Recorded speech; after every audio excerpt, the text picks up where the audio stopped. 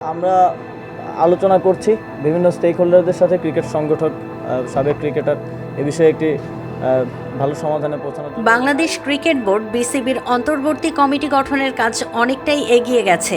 বিসিবির নতুন প্রেসিডেন্ট হতে যাচ্ছেন সাবেক ক্রিকেটার ও প্রধান নির্বাচক ফারুক আহমেদ।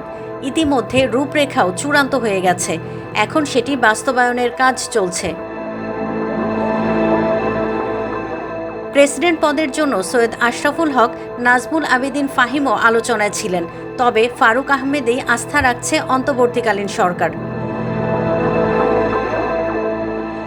গতকাল শনিবার রাতে ফারুক আহমেদের সঙ্গে একান্ত বৈঠক করেছেন যুব ও ক্রীড়া উপদেষ্টা আসিফ মাহমুদ সজীব ভুঁইয়া।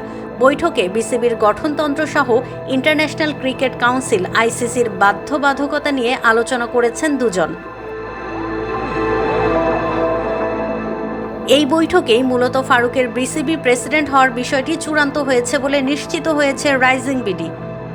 অন্তর্বর্তী কমিটি গঠনের সঙ্গে জড়িত একটি সূত্র রাইজিং বিডিকে জানায়, ফারুক আহমেদের প্রেসিডেন্ট হওয়ার বিষয়টি প্রায় চূড়ান্ত। গতকাল তার সঙ্গে বৈঠক করেছেন উপদেষ্টা। এখন কিভাবে কি হবে সেটি নিয়ে কাজ চলছে। এদিকে প্রেসিডেন্ট পদ নিয়ে আলোচনা চলছে বলে জানিয়েছেন ফারুক আহমেদ। রাইজিং বিডিকে মুঠোফোনে তিনি বলেন, কথা চলছে, এখনও সিদ্ধান্ত হয়নি। তিনি বলেন, তাকে প্রেসিডেন্ট হিসেবে নিয়োগ দেওয়া হলে দায়িত্বটা তিনি নেবেন। বিসিবির গঠনতন্ত্রে স্পষ্ট করে লেখা আছে, পরিচালকদের মধ্য থেকে নির্বাচিত হবেন প্রেসিডেন্ট। কিন্তু ফারুক আহমেদ বিসিবির পরিচালক পদে নেই। তাকে জাতীয় ক্রীড়া পরিষদের মাধ্যমে মনোনীত করে পরিচালক হিসেবে বিসিবিতে আনা হবে।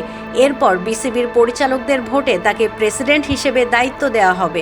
পরিচালকদের ভোটের জন্য যে কোরাম প্রয়োজন সেটিও প্রস্তুত আছে বলে নিশ্চিত হয়েছে রাইজিং বিডি। এক্ষেত্রে বাদ পড়তে যাচ্ছেন জাতীয় ক্রীড়া পরিষদের মাধ্যমে বিসিবিতে পরিচালক হিসেবে আসা জালাল ইউনুস ও সাজ্জাদুল আলম ববি। তাদের স্থলাভিষিক্ত হবেন ফারুক আহমেদ। আরেকজন কে আসবেন সেটি এখনও চূড়ান্ত হয়নি। জালাল ইউনুস পরিচালক ছাড়া বিসিবির ক্রিকেট অপারেশনস কমিটির দায়িত্বে আছেন, আর সাজ্জাদুল আলম টুর্নামেন্ট কমিটির দায়িত্বে।